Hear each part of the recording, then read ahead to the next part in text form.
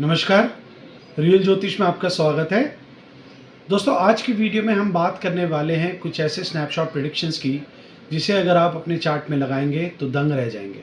आज हम Venus, Jupiter, Mars और मरकरी के ऐसे सीक्रेट्स डिकोड करेंगे जो आपने पहले ना कभी सुने होंगे ना कभी देखे होंगे। अगर आप चैनल पर नए आए हैं तो अभी सब्सक्राइब करें, क्योंकि आज का जो कंटेंट है वो बहुत ज़्यादा माइंड ब्लोइंग होने वाला है। चलिए सबसे पहले बात करते हैं शुक्र यानी वीनस की। अगर आपकी कुंडली में वीनस 10th हाउस में बैठे हैं या दशम भाव के लॉर्ड हैं या दशम भाव में बैठे हैं तो ये एक बहुत ही अजीब और इंटरेस्टिंग पैटर्न देखने को मिलता है। ऐसा इंसान अपनी लाइफ में बहुत पढ़ाई करता है मगर उसकी एजुकेशन उसके काम नहीं आती। अपने परिवार का वो बहुत पैसा लगवाता है अपनी पढ़ाई में और बहुत पैसा वेस्ट होता है, बट उस पढ़ाई से रिलेटेड वो काम कभी भी नहीं कर सकता, वो कभी भी उनके काम नहीं आएंगी। इसका एक और डेंजरस एस्पेक्ट है पैसा वेस्ट होना।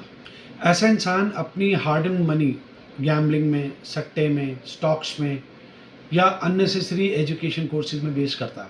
अगर आपका वीनस 10th हाउस में है तो मैं एक फ्री आपको सलाह देना चाहूँगा कि ज़िंदगी में, लाइफ में कभी भी 5th हाउस से रिलेटेड कोई भी काम अपने करियर में मत करना, वो कभी भी सक्सेसफुल नहीं होगा। स्टॉक मार्केट स्पेकुलेशन यानी स्पेकुलेटिव मार्केटिंग, बेटिंग, बिना सोचे समझे शेयर्स में ट्रेड करना, ऐसा कभी भी मत करना, क्योंकि वो चीज़ें आपके लिए बनी ही नहीं है। वहाँ आपको लॉस कंफर्म होगा। ये मेरी आपके लिए फ्री एडवाइस है। अब बात करते हैं एक ऐसी यूनिवर्स वेल्थ रूल पर जहाँ पे आप वीनस को एक स्टार्टिंग पॉइंट लीजिए। आपकी कुंडली में वीनस जहाँ पर भी बैठे हैं उसको फर्स्ट हाउस लीजिए और वहाँ से 6, 8 और 12th हाउसेस को देखिए वीनस से।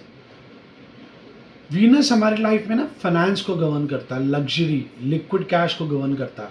अगर वीनस से 6, 8 या 12th हाउस में कोई भी ऐसा प्लैनेट बैठा है या ये कहें कि कोई भी प्लैनेट बैठा है तो समझ लेना वो आपके पैसे के लिए ऑब्स्टेकल बनेगा।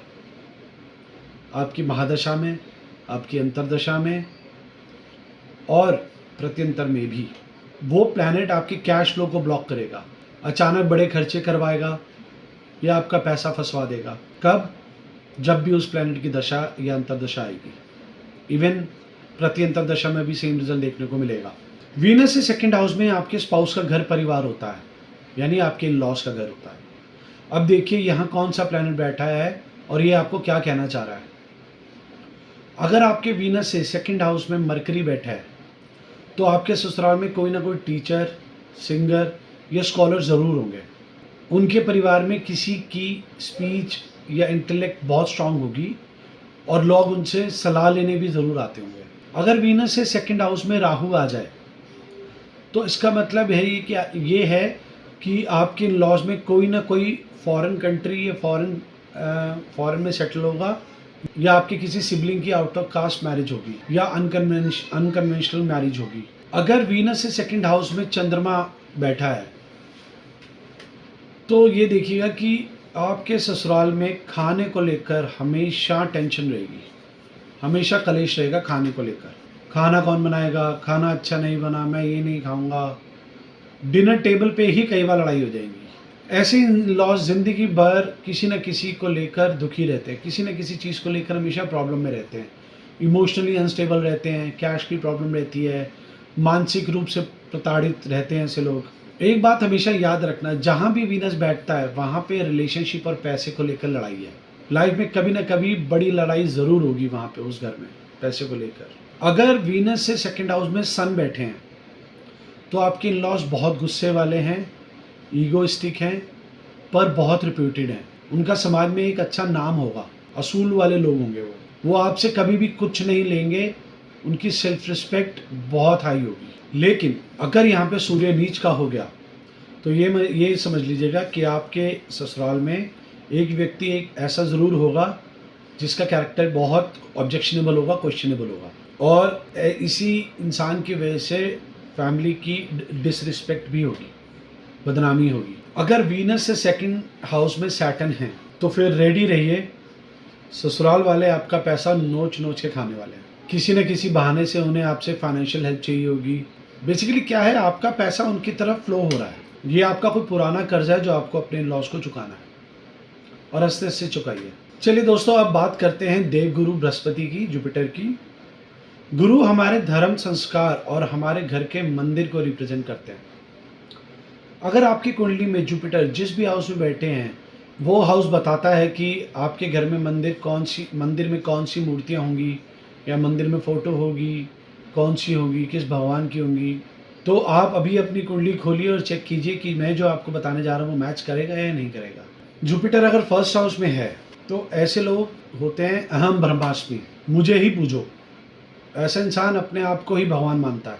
मंदिर में ज़्यादा मूर्तियाँ नहीं होंगी, उनको ऐसी ज़्यादा मूर्तियाँ रखने का शौक नहीं होता मंदिर में। सेकंड हाउस में जब भी जुपिटर आएंगे, आपको मंदिर में जो भी देवी देवता होंगे वो अकेले नहीं होंगे, उनकी पूरी फैमिली होगी, जैसे शिव परिवार, राम दरबार। अगर जुपिटर थर्ड हाउस में होंगे तो आप देखिएगा आपको वहाँ पे देवी की मूर्ति मिलेंगी, बाल गोपाल, लड्डू गोपाल की पिक्चर्स होंगी। मतलब लड्डू गोपाल की तो 99% ज़रूर होंगी। अगर फोर्थ हाउस में जुपिटर हैं तो आपको देखिएगा कि आपके घर में, मंदिर में लिविंग गुरुज की फ़ोटो ज़रूर होंगी, जैसे बाबा बालकनाथ हो गए, गोरखनाथ हो गए, या जो भी गुरु इस धरती पर लिविंग फॉर्म में रहे हैं, उनकी पिक्चर्स घर पे या मंदिर में ज़रूर मिलेंगी। जिनका भी जुपिटर फिफ्थ हाउस में है, उनके घर में, मंदिर में प्रॉपर राज दरबार लगा होगा, किसी बड़ी राजा की प्रतिमा होगी, जैसे शिवाजी महाराज की। ये काफ़ी कॉमन देखने को मिलेगा जिनका भी जुपिटर फिफ्थ हाउस में है। राम दरबार काफ़ी मिलेगा मंदिर में। जिनका भी जुपिटर सेवेंथ हाउस में है, वहाँ पे आपको डिवाइन कपल ज़रूर मिलेंगे, जैसे शिव पार्वती, सीताराम, राधा कृष्ण, विष्णु लक्ष्मी जी। अकेले भगवान की फ़ोटो नहीं मिलेगी, आपको हमेशा भगवान जी कपल्स में ही मिलेंगे। अगर आपका जुपिटर केतु के साथ बैठा है तो वहाँ पे आपको किसी दूसरे रिलीजन, किसी दूसरे फेथ्स की फ़ोटो मिलेंगी, जैसे जीसस क्राइस्ट हो गए, बुद्धा हो गए, साईं बाबा जी हो गए। ऐसे इन्हीं धर्मों से मिलते हुए आपको उनके घर में फ़ोटोग्राफ्स मिलेंगे। आई एम श्योर ये जानकर आपको आश्चर्य ज़रूर होगा कि सिर्फ जुपिटर की प्लेसमेंट से ही आप अपने मंदिर में, घर में कौन सी फ़ोटोज़ लगाएंगे, इसका पता चलता है। मुझे कमेंट सेक्शन में ज़रूर लिख के बताइए कि आपका जुपिटर की प्लेसमेंट से रिलेटेड आपके मंदिर में कौन सी प्रेडिक्शंस मैच हो रही हैं। दोस्तों, अब आते हैं लाइफ के कुछ ऐसे हैवी कार्मिक पैटर्न्स पर। अगर ये प्लेसमेंट्स आपकी कुंडली में हैं तो आप सावधान हो जाइए। फर्स्ट है जुपिटर सिक्स हाउस में। ये पितृदोष का कॉम्बिनेशन है और आपके फादर की डेस्टिनी भी, क्योंकि आपका सिक्स हाउस आपके फादर का 10th हाउस होता है, कर्म।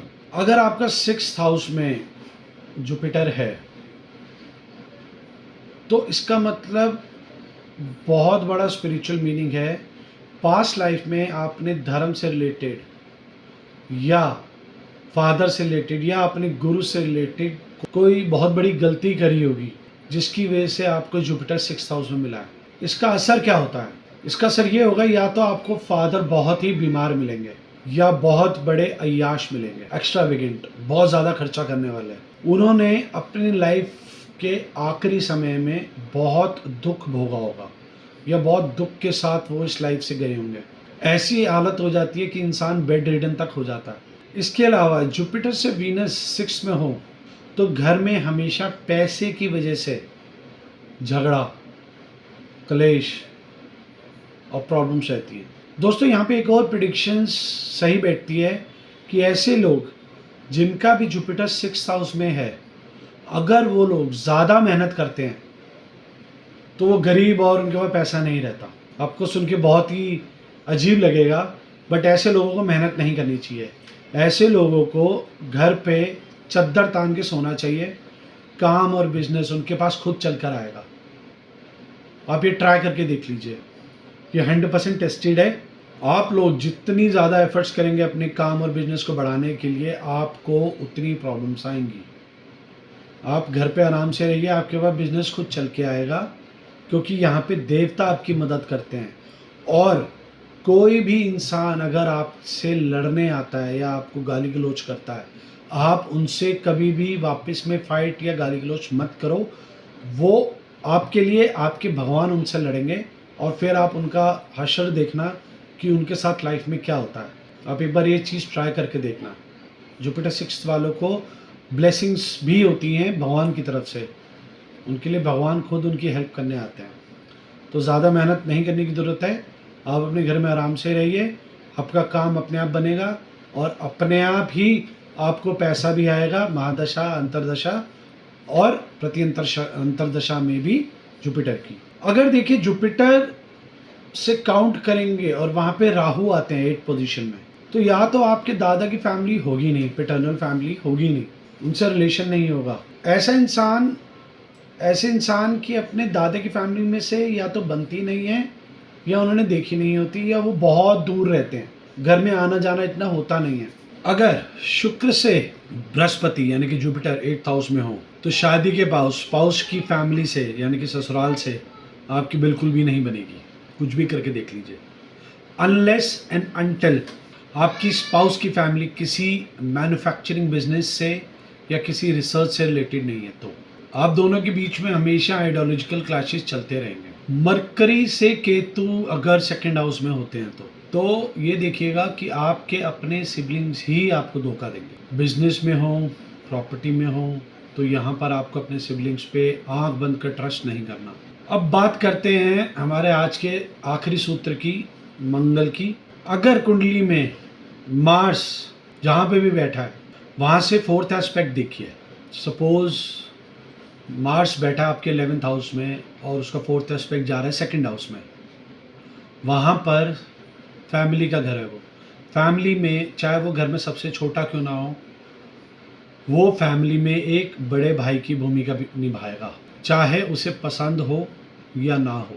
मदर की तरह वो बहुत ही प्रोटेक्टिव होगा। खुद इमोशनली खुश हो या ना हो, पर दूसरों का काम जरूर खुश होके करेगा। अगर जुपिटर से मार्स 8th में हो तो कहानी एकदम चेंज हो जाएगी। सिबलिंग्स में कभी नहीं बनेगी। Long term land related issues रहेंगे।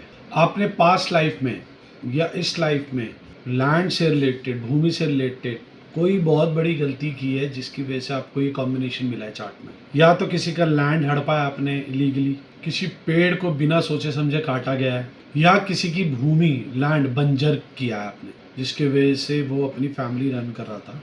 इसी वजह से इस लाइफ में लैंड और प्रॉपर्टी से रिलेटेड इश्यूज आपकी लाइफ में हमेशा बने रहेंगे। चाहे कोई भी रेमेडी कर लो, जब तक वो कर्जा वापस नहीं करोगे आपको ये इश्यूज आते रहेंगे, मार्स यानी कि लैंड और प्रॉपर्टी की वजह से। आप ये भी देख सकते हैं कि आपके जितने भी दोस्त लोग होंगे वही आपको सबसे ज़्यादा धोखा देंगे एंड मौके पे। दोस्तों, एस्ट्रोलॉजी की ये जो स्नैपशॉट प्रेडिक्शंस है ये 99% काम करेगी। आप अपने चार्ट में लगा के ज़रूर देखना इनमें से कौन सा रूल आपकी कुंडली में फिट बैठता है। मुझे नीचे कमेंट करके ज़रूर बताना।